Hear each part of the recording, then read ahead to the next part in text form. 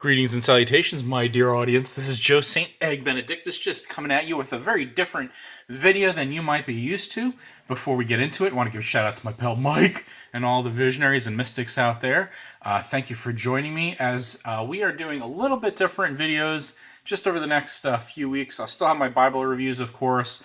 I'm still, in the business and ministry, but we want to do a D&D basics for Christians. Really, it's D&D basics for anyone.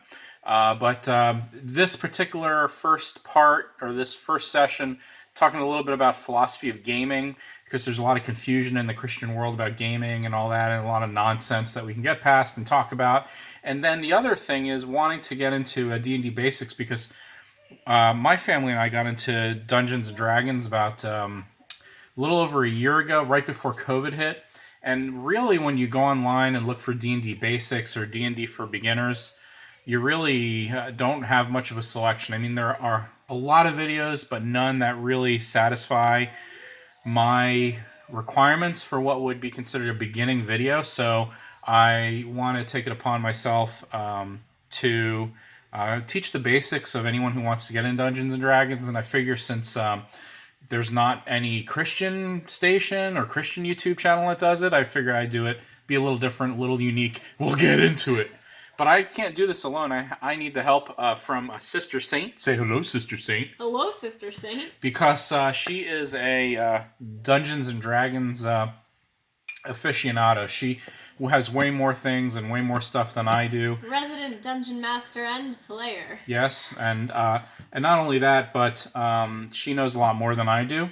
And just to give you a little bit of background, very briefly, it was Christmas of 2019. My family and I are big gamers, right? Yep. And we were looking at the D&D starter set, and it was Christmas, so I think my family got it for me for Christmas because I like storytelling. I know Dungeons & Dragons is a story-driven game.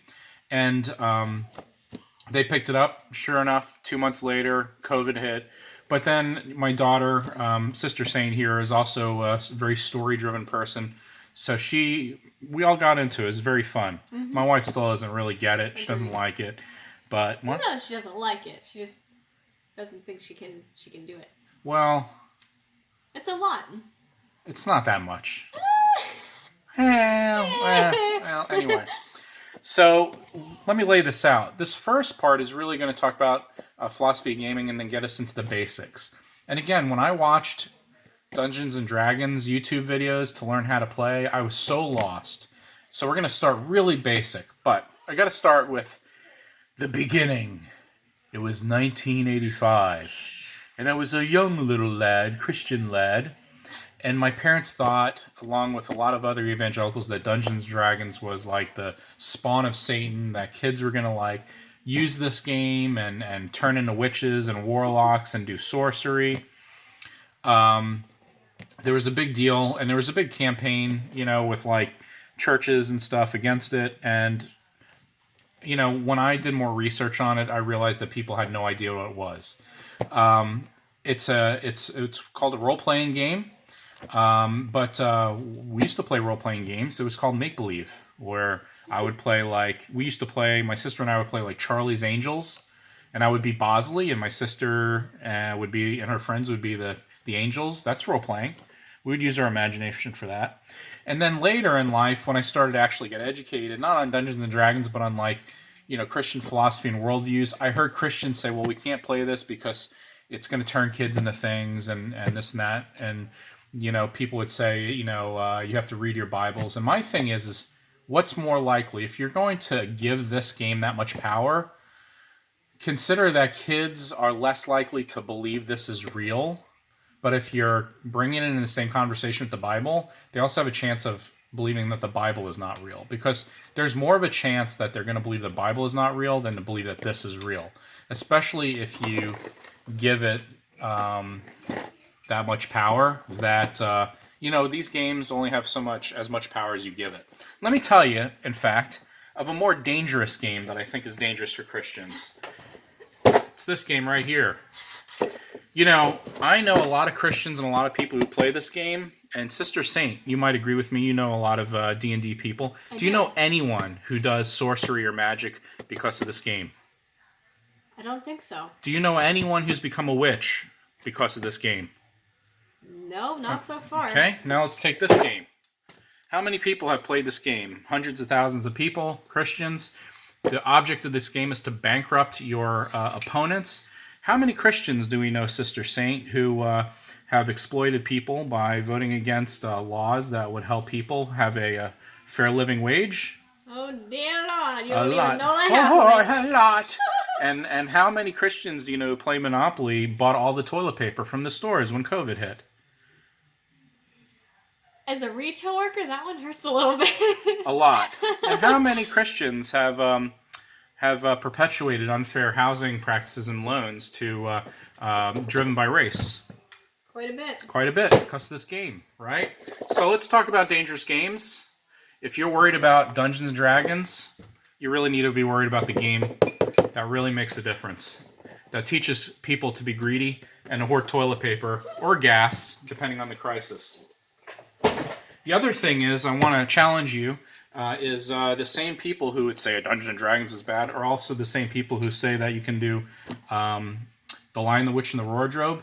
And the one litmus test you need to take if you're worried about this is, let me just ask you this one question. How many times have you watched Lord of the Rings? If you watched Lord of the Rings more than once, this game is perfectly fine. Now, with that said, the philosophy laid out there, it's only a game, just like Harry Potter is only a book. It's only fiction. If you're uncomfortable with the dungeons or the dragons, you can do other things. You can. This is actually the stuff we're going to show you over the next few videos is just learning how to play, use the tools and the resources, right? Mm-hmm. So that you can play a role-playing game. You can, if you don't like Dungeons and Dragons and you really don't like the witches and the elves and all that, and you know, you have that kind of can you stop that stuff against conscience. Change it to Star Wars. I'm sure you watch Star Wars. You can actually use all the rules here to play a Star Wars role-playing game. You can use this to play a Star Trek role-playing game. You can use this. One time, we were really bored during COVID. I came up with a role-playing game where it was set in a Walmart plaza. Actually, a fart mart. A fart mart, yeah. Copyright laws, fart mart. It was a Walmart, and there was like a robbery in progress, and so I assigned characters. You usually create your own characters, but I assigned characters like my son was the kind of lazy, stereotypical mall cop guy, and he had all he had was like a baton and a Twinkie and Twinkies, which was really funny. And eventually made his way to the hunting section, and was able to defeat the bad guys. My daughter was the stereotypical teenage girl, and she had what was your superpowers? I think it was a purse. A and purse pepper spray or something. and pepper spray. That's right. And then I was the stereotypical pizza delivery guy, and I think I had dude.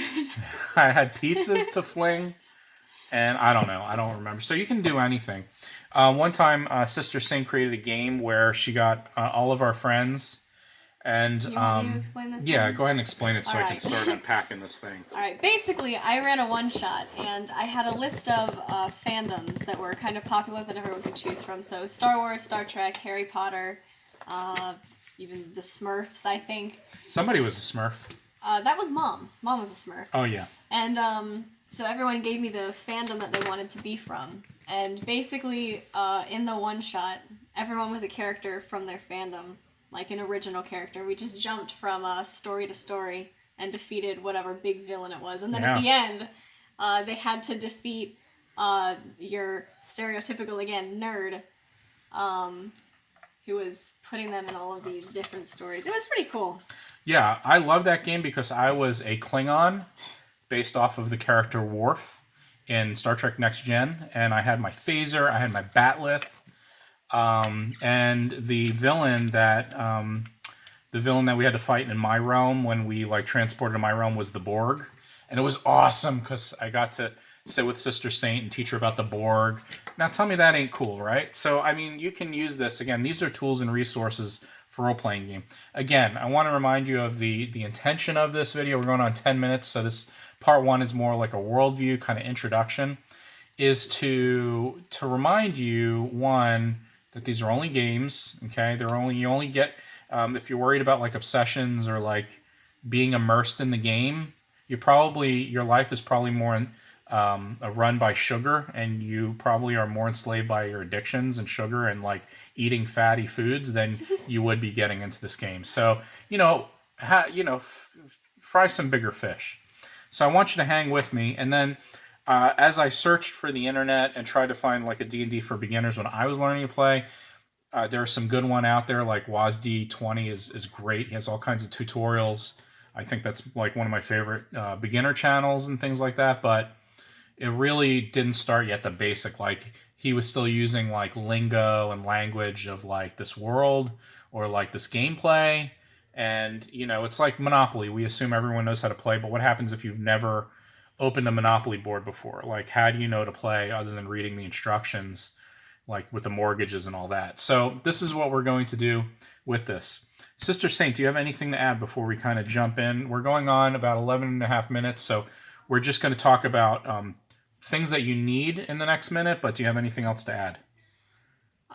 Yes. Going into this game, have fun. Have fun. Yeah. Yeah. Anything else? Invest in dice. Buy all the dice you can. Yeah. Spend hundreds of dollars on dice. Look at these shiny rocks. I love that. You do have a threat that your children will become nerdy when they play this game. I mean, this is the geekiest game. Don't you remember watching, well, not you, Sister Saint, but those of you watching at home, watching, what's the show on Netflix with the kids? Stranger Things. Oh. Stranger Things. They're all nerds. The people I knew who played this in high school, I used to make fun of them, and now I'm one of them. Not really, but anyway. So hang out, relax, and again, if this isn't your cup of tea, just don't watch the video.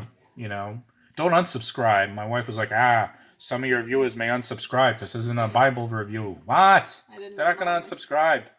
Just hang in there. I'm going to have Bible reviews later on. Okay. So to get started, one of the things we recommend is to get this starter set, and what it comes with is I'm not going to open it because I actually keep this for storage. One of the things it comes with is a starter set rulebook, which is really good. We're going to go through this. Dungeons and Dragons for dummies. That's not nice. The other thing that you'll need is a set of... Actually, the starter kit comes with a set of dice. These are polyhedral dice. The most important is the D20. I can't touch it. Stop it. I can't touch. So, Sister Saint, can you lift the D20? Yes. Since it's your sacred dice. I'm very, what is it? Superstitious. Superstitious about my dice. Yeah, okay. after I gave this rant about Christianity. Anyway, she's superstitious. Again, remember, this is more a result of being a nerd than superstitious. Yes. So you have the D20, that's the most important, but the starter set comes with the dice, comes with the rule book. It comes with a game kind of roleplay book, but it's really difficult. I mean, you got to kind of get the rules down. Now, if you don't want to buy the starter set... Oh, it also comes with character sheets, Sister Saint. I have a character sheet here. Yes, you do. Okay. Comes with a character sheet. Now, again, if you don't like elves, dwarves, gnomes, monks, dragons, dungeons, you can use this, again, for Klingons, Captain Picard. Jedi. You can do an alien, universe where you're Ridley and... there's a little girl and you get an alien. So, again, this is just for fun, people, okay? Don't ascribe any more power to it than it has, all right? The other thing you can do is, so you do need character sheets, you do need dice. For any of these role-playing games, a good set, a rule book. It comes with, if you want to spend a little more money, you can buy the Player's Handbook. This is about... Well, these books usually run anywhere from $30 to $50. I think they're $50 usually retail. 50. But, there's a lot more information in here and things like that. Okay. Talk about it. Yeah, we'll talk about it later. But this is where you get like your characters and things. And again, if you're a fan of Lord of the Rings, you'll be a fan maybe of this game. If you think Lord of the Rings is of the devil and you don't want to play it, then I got nothing for you. So we're gonna close out this video with one more some other things. What are some other things that we need to play the game? We have dice, we have the rule book, we have a character sheet, and then I think that's basically the things we're gonna go over within the next few videos. But anything else we need, Sister Saint? The Dungeon Master and players. Oh yeah. So let's finish with that.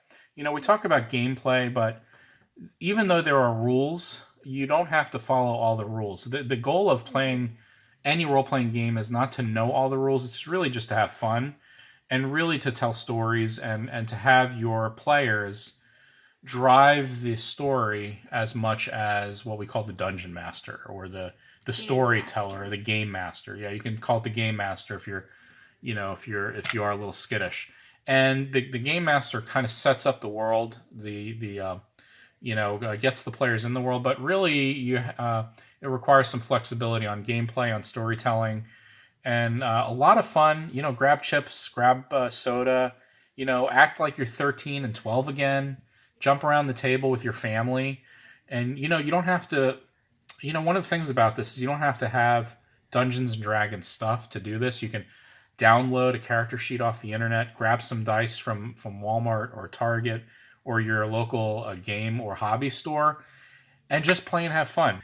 I'll come back with a Bible review soon. We're gonna go back and forth between Bible reviews and these videos, so hope to catch you. The next one we'll jump into basic rules.